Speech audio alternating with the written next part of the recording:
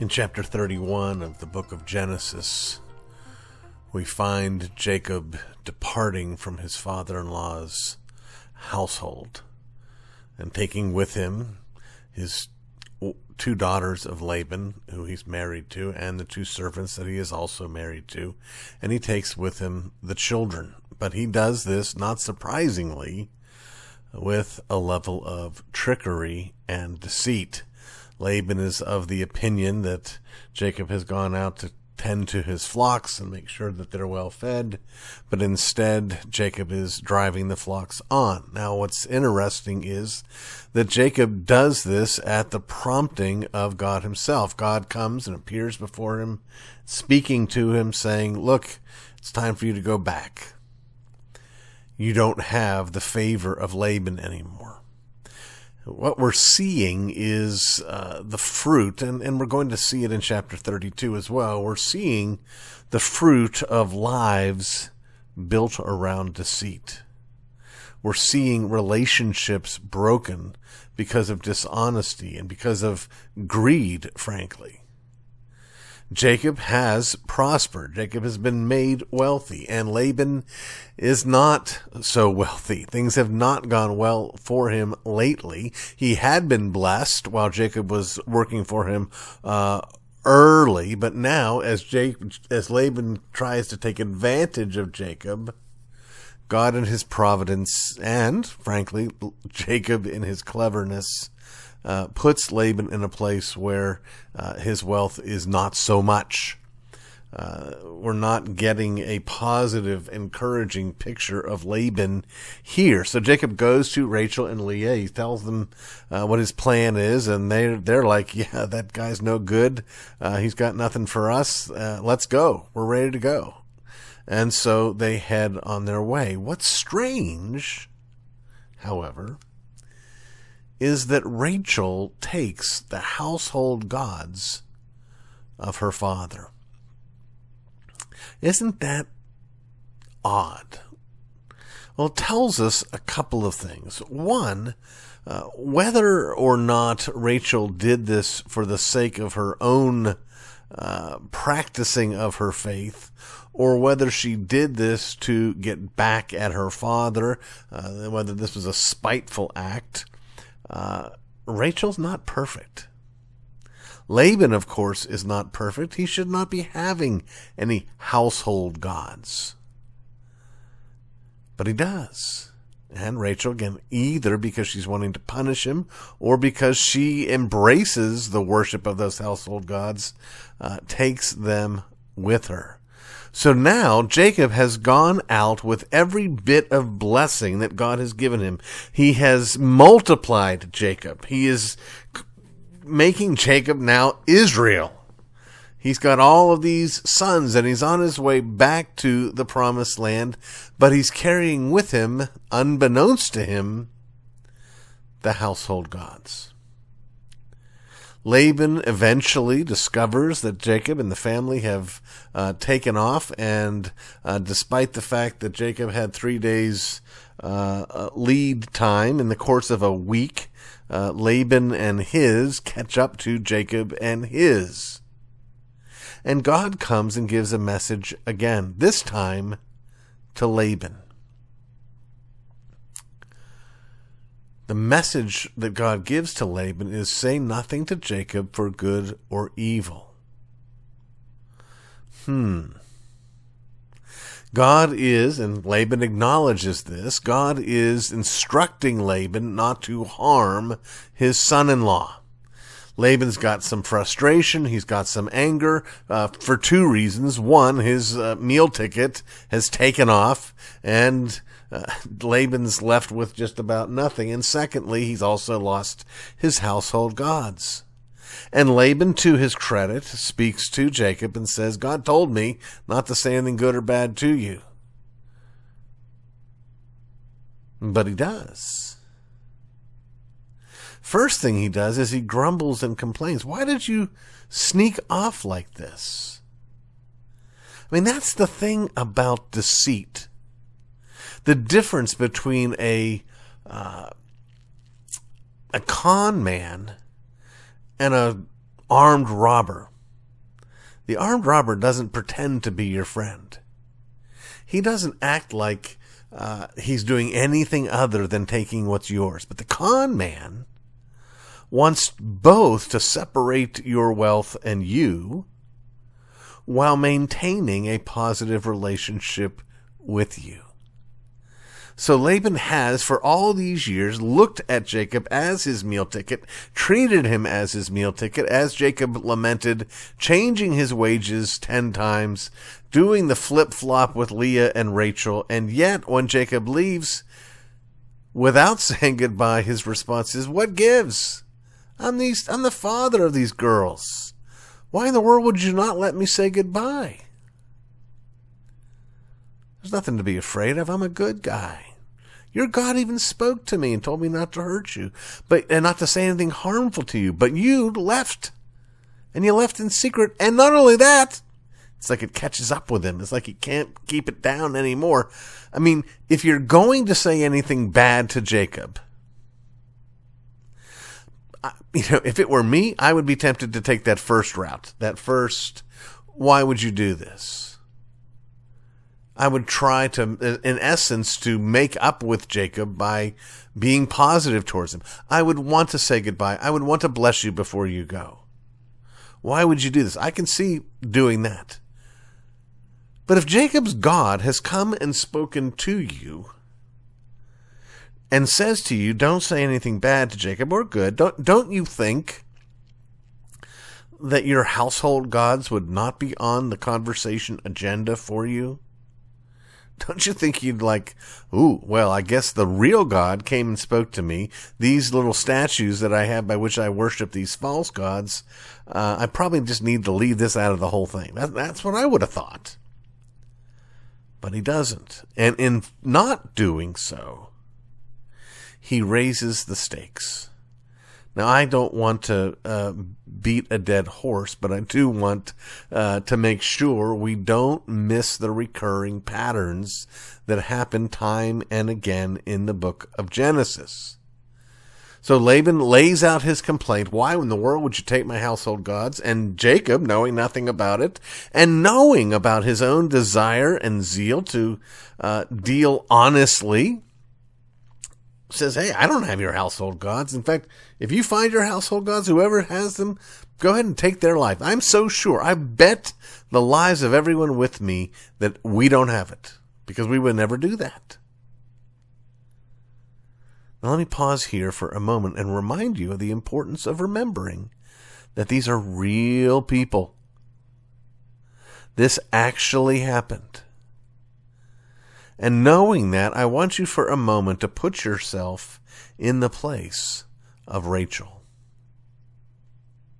Oh, my stars. I didn't tell Jacob. I did take the household gods. And now Jacob has, without knowing it, condemned me to death. Which is part of the pattern of what we keep seeing in the book of Genesis.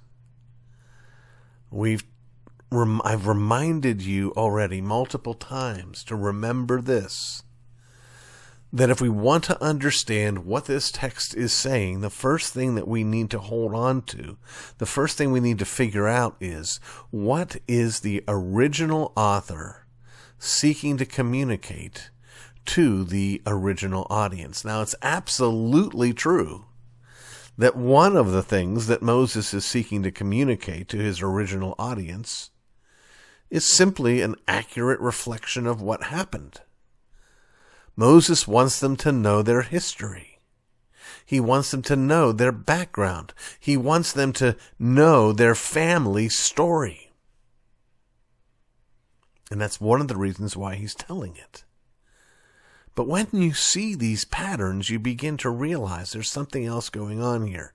And the pattern that we see again, that we have seen before, is that the future of God's people is put in danger through a threat to the mother in Israel, this time Rachel.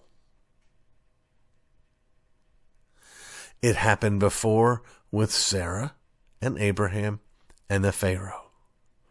That when Abraham and Sarah tell the lie, or the deception anyway, that she is his sister to spare his life, she is taken up and she is going to be given to Pharaoh, but God intervenes and rescues them. Later on, we see the same thing with Isaac and Abimelech and Rebekah. The same lie, the same danger, and the same going away with greater wealth. And now to this next generation, 3 generations in a row, there is a threat to the matriarch. In this context, Rachel. There's a death sentence on her. Now remember, as Moses is telling these stories, he's telling these stories while the children of Israel are on their way to the promised land. The book of Genesis tells the story of things that happened before the Exodus, but the book of Genesis is being told in the context of the Exodus. So they're on their way to the promised land. And in this story, again, the future is endangered. And this time, again, it's endangered by a powerful man who worships false gods. So how do they escape? Well, this may be one of the strangest things in all of the Bible. We have Jacob giving Laban liberty and freedom. Go ahead, knock yourself out. Look everywhere you want. See if you can find your household gods. You won't be able to find them because we don't have them. But by all means, here, you don't need a warrant. I'm giving you freedom to search the whole place. And he searches here, and he searches there, and he searches here, and he searches there. And the last place he has to search is what Rachel is sitting on, probably a camel. She's sitting on a camel. There's saddlebags on the camel. Inside the saddlebags are the household gods. And so here comes Laban ready to inspect those saddlebags. And what does Rachel say? Sorry, Dad. I'd love to get out of the way so you could search here, but the way of a woman is upon me, so I can't get up. Isn't that interesting? That not only would Rachel think to use this awkward reality to her own advantage, but that God would ordain this as well.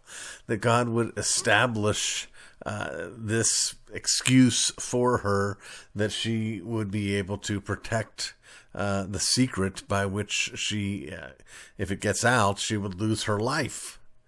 And so Laban is not able to find his missing household idols, and it becomes time to go their separate ways, and the two of them make a covenant together.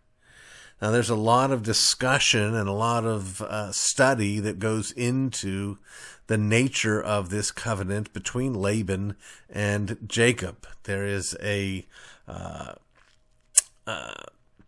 sacrifice that happens. There is a memorial that is built up. But the message is not too terribly positive. It's almost like the entire relationship between Jacob and Laban, there's like two different there's a text and there's a subtext everywhere you go, where they may be saying X, Y, and Z, but they're communicating A, B, and C. And that's sort of what's going on here, where there is an acknowledgement, I'm going to need God to watch over you. I'm not going to be there to watch, but basically, I don't trust you. I'm fearful that you're going to do this bad thing or that bad thing. Laban's promise is that he will not come and assault Jacob and his family whenever they move on along their way. And Jacob's promise is that he will treat Rachel and Leah well, and he won't take any more wives. And again, as God is their witness, recognizing that God is above them both, that God sees them both, and now they're going to be able to escape. It's as though Laban is, in essence, surrendering. This is not going well. This is almost like a very small version of what would happen in the Exodus. That Laban is losing his children, just like Pharaoh and everyone else lost their firstborn. That he's losing his wealth, just like Pharaoh and everyone else lost their wealth. And that he's got nothing, and that he's got to let them go, and he's watching them go with all the wealth that, at least in Laban's mind, belonged to Laban.